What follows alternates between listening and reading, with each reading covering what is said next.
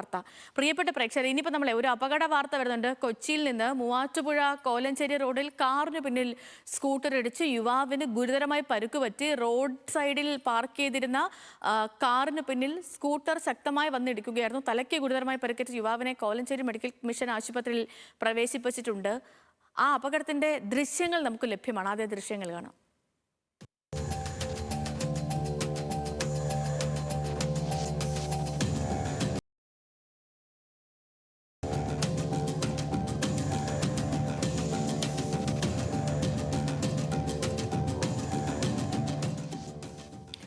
സഹിന ആന്റണി വിവരങ്ങളോടുണ്ട്. സഹിന, ദൃശ്യങ്ങൾ നമ്മൾ കാണുന്നുണ്ട്. ഇത് അമിത വേഗത തന്നെയായിരുന്നു അപകട കാരണം.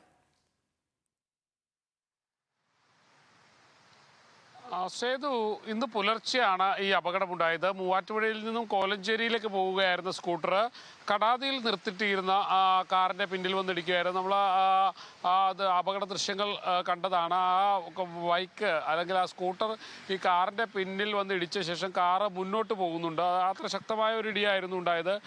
ഈ സ്കൂട്ടറിലുണ്ടായിരുന്ന യുവാവിന് ഗുരുതരമായി പരിക്കേറ്റിട്ടുണ്ട്. ആളെ ഇതുവരെ തിരിച്ചറിയാൻ കഴിഞ്ഞിട്ടില്ല. ആളെ കണ്ടെത്താനുള്ള ഒരു നീക്കം അല്ലെങ്കിൽ ആളുടെ വിവരങ്ങൾ ശേഖരിക്കാനുള്ള നീക്കം കോലഞ്ചേരി മെഡിക്കൽ മിഷൻ ആശുപത്രിയിലെ ജീവനക്കാരും ഒപ്പം തന്നെ പോലീസും, മൂവാറ്റുപുഴ പോലീസും അതിനുവേണ്ടിയുള്ള ഒരു ശ്രമം നടത്തിക്കൊണ്ടിരിക്കുകയാണ്. അയാളെ ഇന്നലെ തന്നെ പുലർച്ചെ തന്നെ ആശുപത്രിയിലേക്ക് എത്തിച്ചു.